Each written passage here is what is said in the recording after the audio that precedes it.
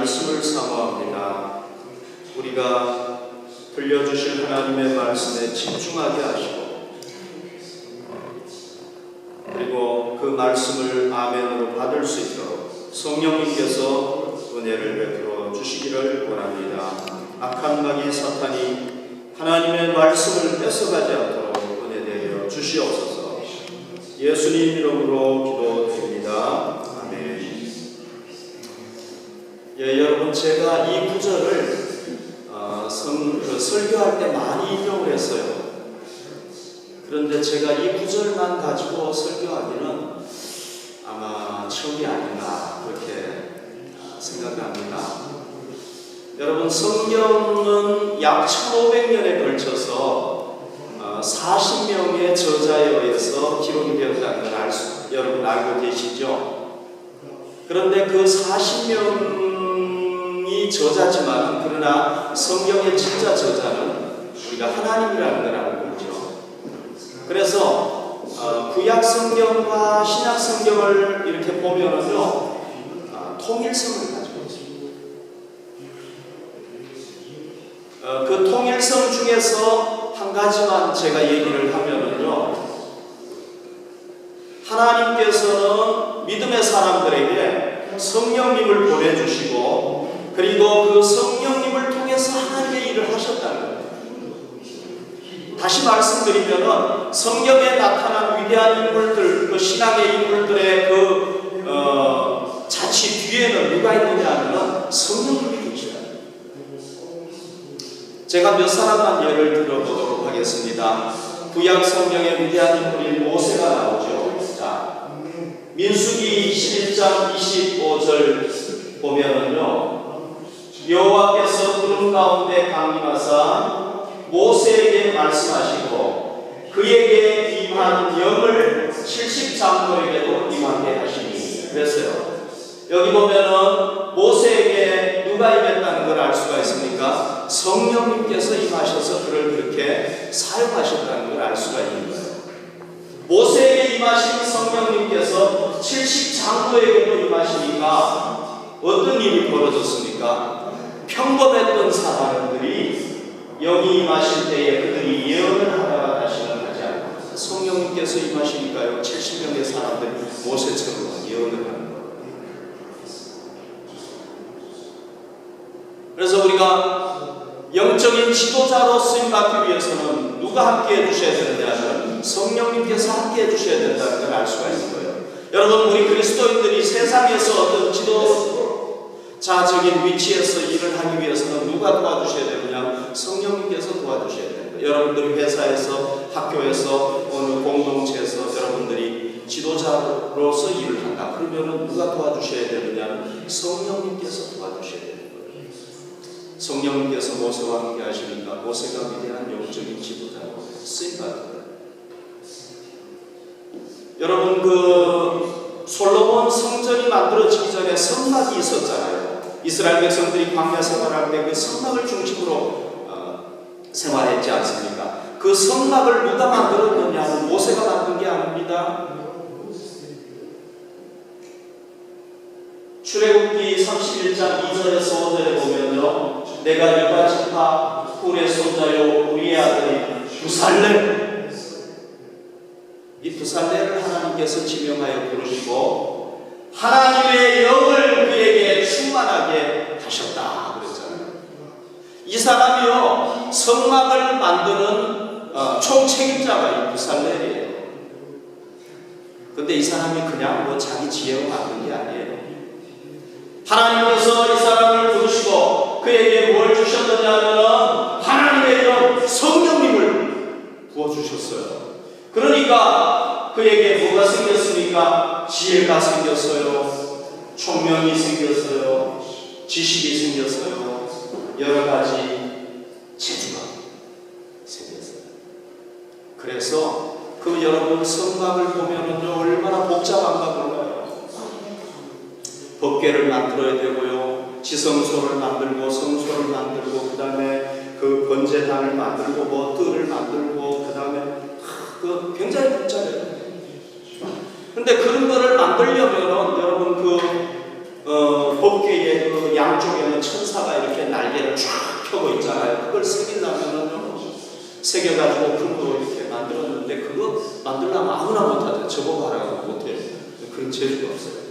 근데 하나님께서 누구를 불렀느냐 하면 부살렐이라는 사람을 불러가지고 그 다음 말씀 정교한 일을 연구하여 금방과 노소로 만들게 하며 보석을 깎아 올리며 여러 가지 기술로 나무를 새겨 만들게 했다 그랬잖아요.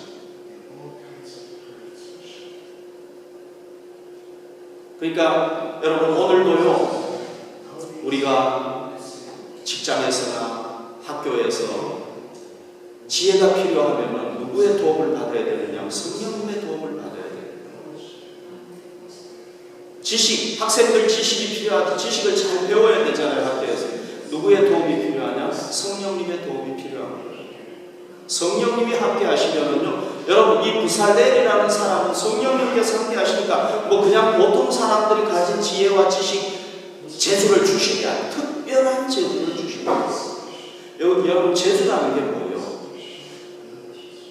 재주라는 게 어떤 예술적인 그 재능을 얘기하는 거 아닙니까? 악기를 연주하고 미술을 그리고 뭐 이런 게 다 재주 아닙니까? 그러니까 여러분 음악 하시는 분들 예술가들에게 누가 필요하냐면요 성령님이 필요합니다. 자기 능력으로 자기 재주로 자기 기술로 연마하면은 어느 정도는 되겠죠. 그러나 탁월하게 쓰임받기 위해서는 누구의 도우심이 필요한 성령님의 도우심. 성령님이 함께 하시는 특별한 재주가 있습니다.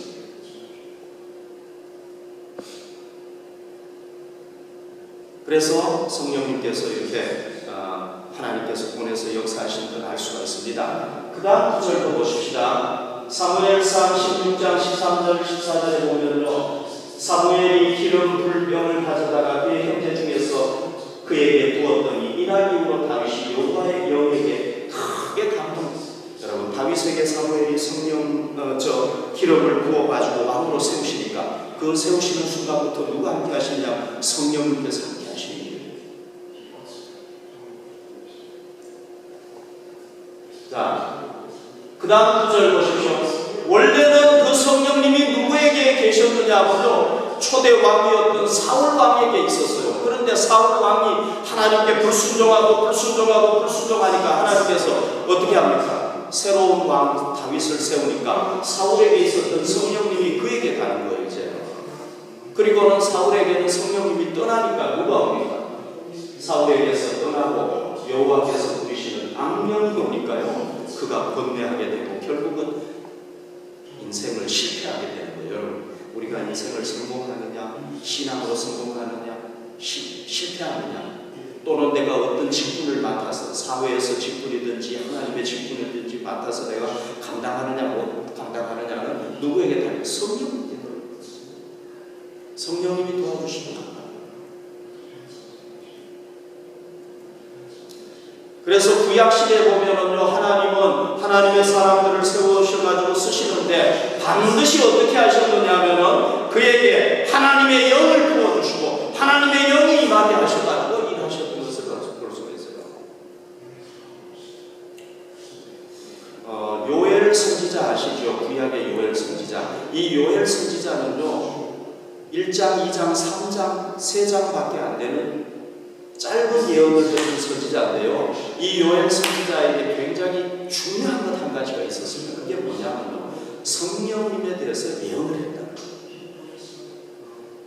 앞으로 이제 신약시대가 되면 어떻게 될 것인가 하는 걸 예언했는데요. 요엘서 2장 28절 29절에 보면 하나님께서 요엘 선지자를 통해서 주신 예언이에요. 그 후에 내가 내 영을 만민에게 부어주고 모든 사람에게 성령님을 부어주겠다고 약속을 하셨어요.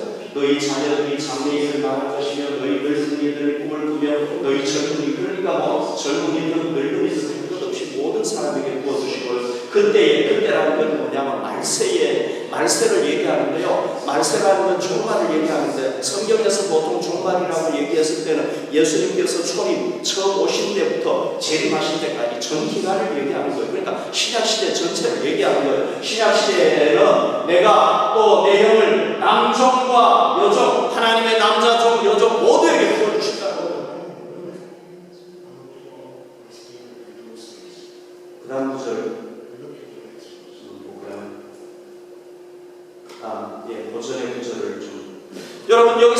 보면은 아주 획기적인 사건이 나오는데 뭐냐면은 모든 사람에게 신약시대에는 성령님께서 임하실 것을 얘기를 했습니다. 예수님도 승천하시기 전에 약속을 했죠. 성령님이 임하시면 너희가 권능을 받는다. 그게 언제 이루어집니까? 오순절에 이루어지잖아요. 오순절에는 그 마가다락방에 120명의 성도들이 있지 않았습니까? 거기에는 늙은이도 있었고 젊은이도 있었고 남자도 있었고 여자도 있었고 사도들도 있었고, 그러니까 오늘날로 얘기하면 목사들도 있었고 평신도들 거기 다 있었거든요. 그런데 그 120명 모두에게 성령님이 임하시니까요, 그들이 담대하게 나가서 땅 끝까지 주의 복음을 전하게 됐다는 겁니다. 여러분, 만약에 성령님께서 오순절날 임하지 않았으면 어떻게 되겠습니까?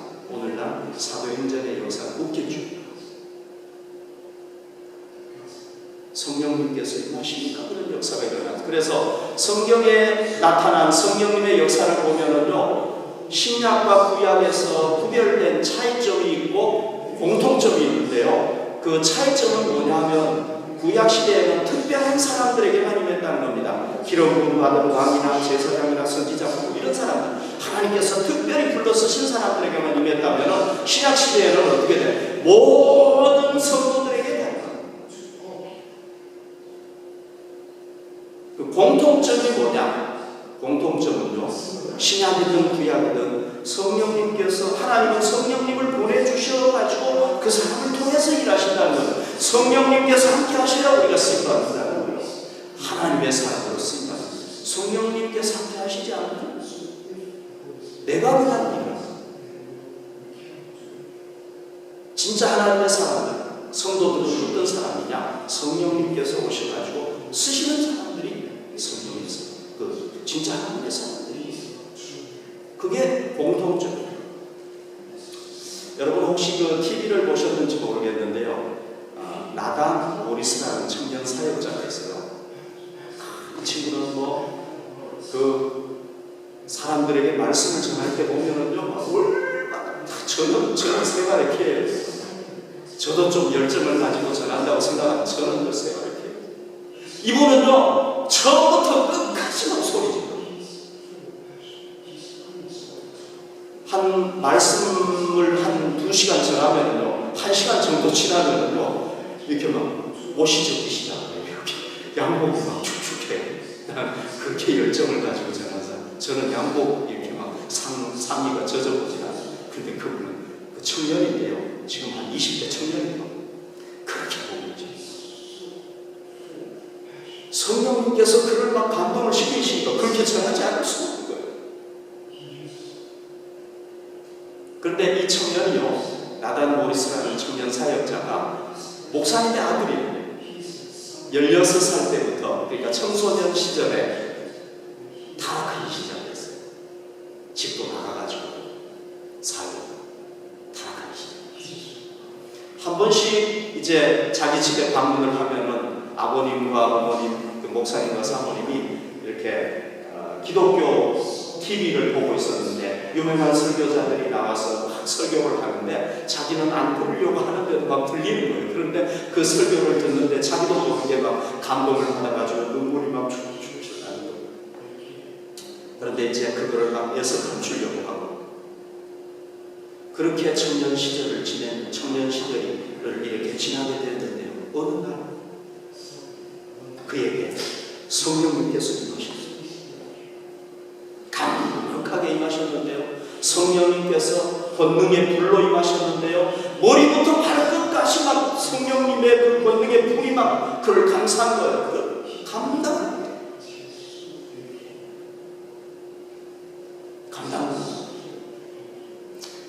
그때부터 이 친구가요, 변합니다. 완전히 변합니다. 그리고는 계속해서 이제 성경을 읽고 기도하면서 하나님의 은혜를 사모하는데요, 하나님께서 때가 되니까요, 그를 쓰시기 시작을 하는데,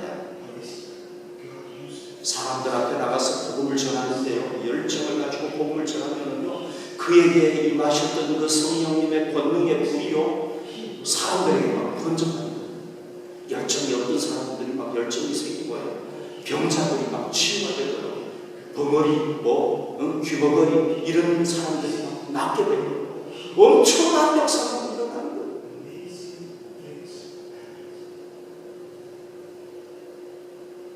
그렇게 간증하는 걸 제가 들었는데요. 여러분, 지금은 성부 하나님, 성자 예수님께서 누구를 통해서 사역하시는 시대냐면 예수님께서 승천하시고 난 뒤에 성령님을 통해서 사역하시다. 그러니까 지금은 성령님의 시대, 사역 시대라고 볼 수가 있습니다. 물론 삼위일체 하나님이 똑같이 사역하시지만 그러나 성령님을 통해서 사역하시는 거예요. 그렇기 때문에 누가 쓰임받느냐? 성령님께 붙잡힌 사람들이 쓰임받는 거예요.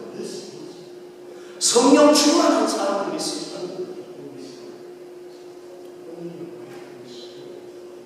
여러분, 제 얘기를 해서 죄송합니다. 어제 우리 GYPG 청년들이 모였는데요. 어제가 딱 3살 되는 해였어요. 그래서 그냥 우리 모인 친구들끼리 그냥 자축했어요. 케이크 하나 먹고 이렇게 자축했는데, 지난 3년 동안 제가 했던 사역, 주님께서 저에게 이루셨던 사역을 이렇게 돌아보니까요, 야, 정말 제가 정말 생각도 못했던 그런 많은 사역들을 하게 하셨더라고요. 일본에 가서 여러분 제 자랑으로 들으시면 절대 안 됩니다. 성령님께서 어떻게 역사하셨는가 하는 것을 제가 말씀을 드리는 거니까. 일본에 그 비전여행 갔을 때도요, 5,000명 이상이 모이는 그 집회였는데 저희는 이제 영어 캠프에 참여를 했어요. 그래서 제가 참 죄송하지만 영어도 잘 못하는 사람이 그냥 떠듬떠듬 영어로 원고를 보고 그냥 설교를 했는데요. 놀랍게도 27개국에서 온 사람들이 함께 참여를 했는데 여러분들이 참 감동을 받고 위로를 받고 용기를 얻고 감사하다는 말을 전했어요. 여러분, 이게 제 능력으로 되겠습니까? 성령님께서 역사하시니까 그런 일이 일어나는 거죠. 일본 교회를 다니면서도 제가 설교를 하면 일본어로 일본 분들 또 그 일본에 와 계신 한국 분들에게 번역이 됐는데요. 어떤 경우에는 일본의 여자분이 말씀을 듣고는 끝나고 나오는데요, 자기는 울고 싶지도 않은데 눈물이 나네요. 그 성령님의 역사죠. 제가 눈물 흘리게 할 수 있겠습니까? 제가 성령님께서 역사하셔가지고 그런 일들이 일어난 거예요. 일본의 그 청년 사역자가 참 일본 분들도 좀 이렇게 반응이 좀 늦더라고요. 우리 한국 사람들은 빨리빨리 반응을 하는데 일본 분들은 독일 사람하고 좀 비슷한 것 같아요. 그래서 반응이 좀 늦어요. 제가 저녁에 말씀을 전했는데 그 다음날 아침에 이제 제가 이렇게 떠나는데 떠날 때 말씀 감사했습니다. 그래서 참 일본 분들이 반응이 늦구나 하는 걸 제가 생각을 했는데 어쨌거나 여러분, 청년 사역자들이 그렇게 참 말씀의 은혜 받았다는 얘기를 하고 이게 제가 할 수 있는 일이겠습니다. 성령님께서 저를 통해서 역사하시니까 그런 일이 일어나는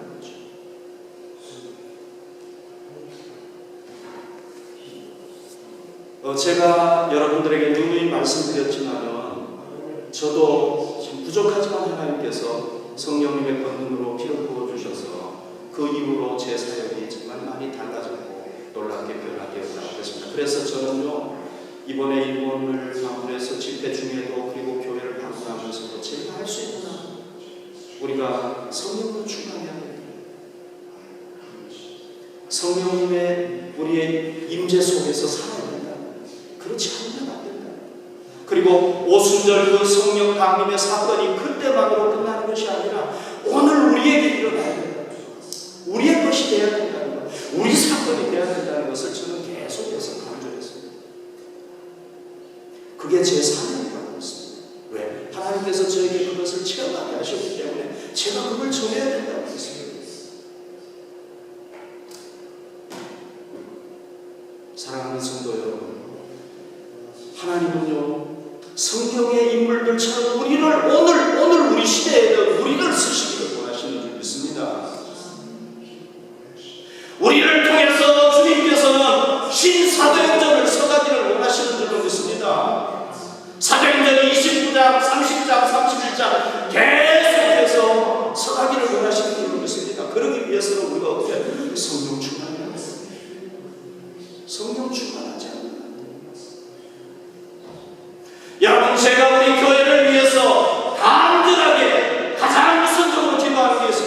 어디 하십니까? 하나님 우리 교회를 성령 충만하게 해주십시오.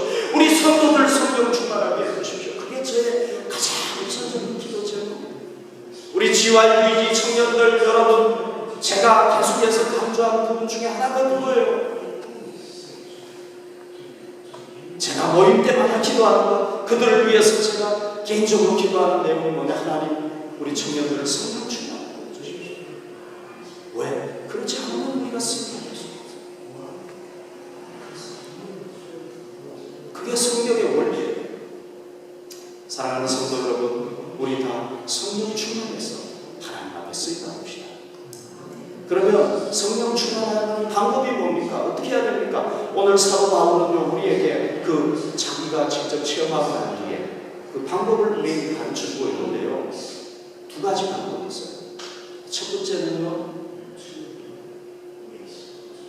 오늘 18절 말씀에 보면 사도 바울은 이렇게 얘기하고 있죠. 술 취하지 말라 해서 방탕한 것이, 우리가 성령 충만하기 위해서는 첫 번째로 술 취하면 안 돼요. 여러분 여기서 뭐 술을 우리가 여기는 보면은 와인이라고 했어요. 직접적으로 술이겠죠. 술 너무 취해서 살면 안 돼. 성령 충만할 수가 없겠죠. 술에 취해서 사는데 어떻게 성령 충만하겠습니까? 저는 이거를 좀 더 넓게 해석하고 싶어요. 여기서 술이라는 건 뭐냐면요, 우리가 예수님 믿기 전에 가졌던 세상적인 모든 욕망, 세상적인 열심, 세상적인 모든 것, 마귀적인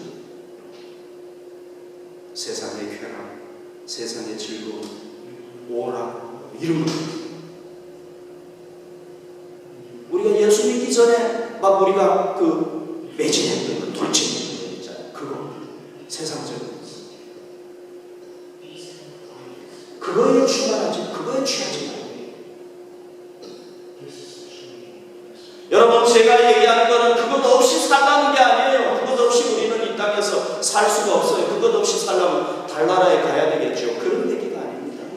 우리가 그런 것들과 함께 살아야 돼요. 그러나 거기에 빠지고 거기에 취하고 거기에 몰두하고 오직 그걸 위해서 살면 안 된다는 거예요.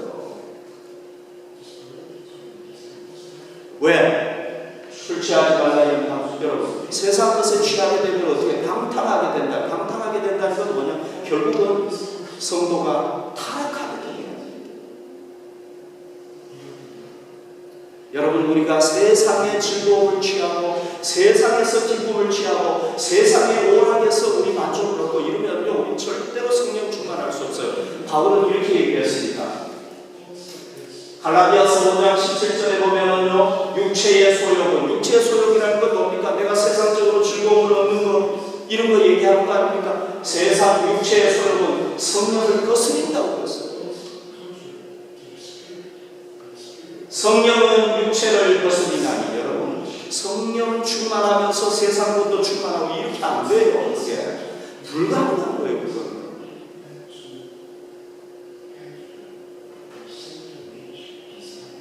이 둘이 서로 대적한다고 했어요. 성령 충만과 세상 충만은 서로 대적하는 거예요. 안 되는 거예요, 이게 두 개가.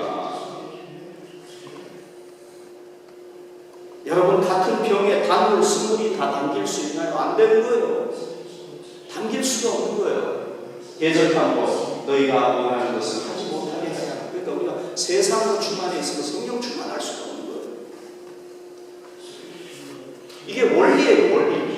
여러분 세상도 충만하고 오락도 즐기고 내가 세상에서 하고 싶은 거 다 하고 성령도 충만하면 얼마나 좋겠습니까? 저도 그 방법이 있으면 좀 그렇게 하고 싶어요. 진짜 안 돼요. 이 둘이 서로 대적하는 하나를 포기해. 내가 세상 쾌락을 즐기고 싶으면 성령 충만하면 안 되는 거예요. 두 주의를 섬길 수 없다고 했어요.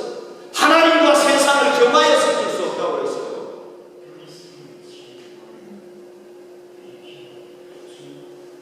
그렇기 때문에 우리가 예수 믿기 전에 세상적으로 즐겼던 것, 주님보다 더 사랑하는 것, 그거를 우리가 버려야 그래야 성령 충만할 수 있는 거예요. 그걸 포기해. 그게 물질이든지 뭐 오락이든지 쾌락이든지 뭐든지 간에 도박이든지 뭐든지 그걸 버려야 돼요. 그걸 포기해야 되는 거예요.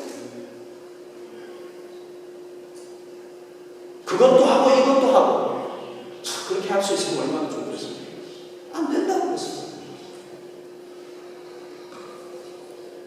그 다음에 두 번째는 뭡니까? 오직 성령으로 충만함을 받으라. 자, 여러분, 여기에 간단한 구절인데요, 여기에 엄청난 진리가 담겨 있습니다. 보십시오. 충만함을 받으라. 이 받으라는 단어는요, 현재 수동 명령형이에요. 현재 수동 명령형. 그러니까 명령형이라는 거예요. 받으라. 받고 싶으면 받고, 받기 싫으면 받지 마라. 그 얘기가 아니에요. 무조건 받아야 돼요. 이 명령형이에요. 명령을 해야 되는 거잖아요. 대통령이 명령하든지 하나님이 명령하면 해야 되는 거 아니에요. 그게 명령 아니에요. 받으라. 명령형이에요. 주님께서도 말씀하셨어요. 오직 성령이 너에게 임하시면 내가 권능을 받고 하게 된다. 아버지의 약속하신 성령을 기다리라. 명령. 해도 되고 안 해도 되는데 명령 무조건 해야 돼요. 순종이 안 되면 순종. 수동태라고 했죠. 현재 수동 명령. 수동태라는 건 뭐예요? 우리가 마음대로 막 성령님을 취하거나 내가 충만해야 되겠다 막 충만해지는 게 아니에요. 수동태, 수동형이에요. 그래서 우리가 뭐 해야 되느냐? 성령 충만을 위해서 기도해야 됩니다. 성령님 나를 통치해 주시기 바랍니다. 성령님 나를 오늘 하루 종일 통치해 주세요. 어떤 사건 속에서도 내가 성령님의 통치받을 수 있도록 나를 도와주세요. 성령님을 우리가 마음대로 필요할 때마다 끌어쓸 수 있으면 얼마나 좋겠어요. 성령님은 그런 에너지가 아니에요. 성령님께서 우리에게 충만하게 하실 때 가능한 거예요. 그래서 우리는 뭐예요? 성령 충만을 위해서 기도해야 돼요. 현재형이라고 했어요. 현재형이라는 건 뭐예요? 과거에 충만하고 끝나가는 게 아니에요. 현재, 오늘 계속 충만해요. 오늘 충만하고 내일 충만하고 모레 충만하고 계속 충만해요. 그러니까 이건 항상 현재 지금 충만해야 돼요. 과거에 여러분 막 충만해가지고 병자를 고치고 막 기적을 일으키고 그걸로 끝나면 안 돼요. 성령 충만은 성령님께서 권능으로 충만하게 부어주시는 건 계속 해야 돼요. 그 다음에 또 중요한 게 있습니다. 오직이라는 다른 게 없다는 거예요. 이건 무슨 얘기겠습니까? 가장 중요한 게 우리 신앙생활에 가장 중요한 게 뭐예요? 이거라는 거예요. 이거 있으면 다른 것도 다 되지만 이거 없으면 안 된다는 거예요. 오직이라는 거예요. 오직 성령으로 충만함을 받아라. 여러분, 바울이 어떻게 이런 얘기를 했겠습니까? 바울이요, 오순절 성령 강림의 사건을 틀림없이 알고 있었을 것입니다. 그래서 그 사건을 통해서 막 교회가 막 부흥이 되고 확산이 되니까 그걸 막으려고 바울이 박해를 시작한 거예요. 120명의 성도들이 모여서 뜨겁게 열흘 동안 간절하게 그걸 위해서 기도했더니 성령님께서 임하셨다는 걸 알았다는 거죠. 그리고 자기도 성령 충만을 체험했기 때문에 얘기하는 거지, 그냥 바울이 자기 머리로 그냥 깨우쳐가지고 얘기하는 게 아니라는 거죠. 그래서 이렇게 간절하게 얘기하는 거예요. 사랑하는 성도 여러분, 우리는 지금 오늘 무엇에 갈급합니까? 내가 막 갈급해서 헐떡헐떡하면서 추구하는 게 뭡니까? 하나님입니까? 세상 것입니까?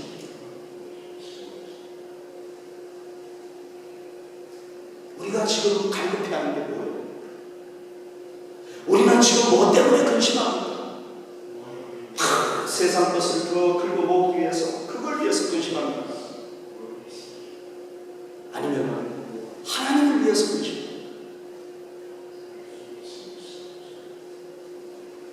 고린도 고린도후서 7장 10절에 보면요, 세상 근심은 결국 우리를 멸망으로 끌고 가요.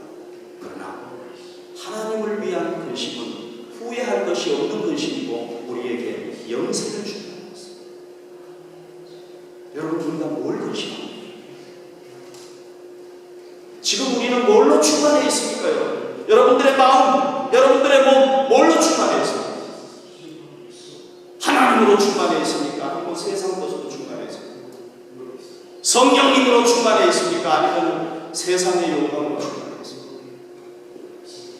여러분, 우리의 신앙의 목표는 예수님 아닙니까? 그 예수님께서 만약에 세상 것에 우리가 충만해야 한다면 그분은 누구보다도 많은 권력을 가졌을 것이고, 누구보다도 높은 명예를 가졌을 것이고, 누구보다도 많은 부를 누렸을 것입니다. 그러나 그거는 여러분 다 지나가는 거예요. 죽음으로 끝나는 거기 때문에 주님은 거기에 목매달지 않으셨어요. 우리 믿음의 선배들, 아브라함부터 시작해가지고 모세, 다윗, 베드로, 바울 다 여러분 세상 것을 누리기 위해서 거기에 목매달았습니까? 그걸 갈급해했습니까? 아니잖아요. 만약에 그게 이 세상에서 우리 신앙생활로 하는 우리의 최고의 가치라면 그들은 그걸 추구했겠죠. 아니었어요. 하나님의 나라를 추구하고 하나님 나라에서 누릴 상급을 추구하고 그걸 추구했잖아요. 그럼 오늘 우리가 그들을 따라가고 있는 우리가 뭘 추구해야 되겠습니까? 우리가 무엇 때문에 근심해야 되겠습니까? 우리가 뭘로 충만해야 되겠습니까? 제가 굳이 얘기하지 않아도 여러분들 다 아실 것입니다. 성령 충만해서 이 땅에서 우리 쓰면 하나님 나라를 위해서 쓰면 하나님 나라에서 영생과 영원한 상급을 누리는 성도들이 되십시다.